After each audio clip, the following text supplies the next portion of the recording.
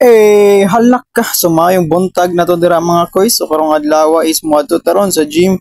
Karong adlaw mga koys kay open forum na sa atong SSG election. So dira mga koys na natong red team ug atong yellow team. So yellow team man ta diha ta support. Waha. So dira mga koys no nagtabi-tabi na sila abot silang mga open forum ug mga agenda nila na ilang ipabuhat diri sa City Human if sila na may mulansar ug makadaog sila.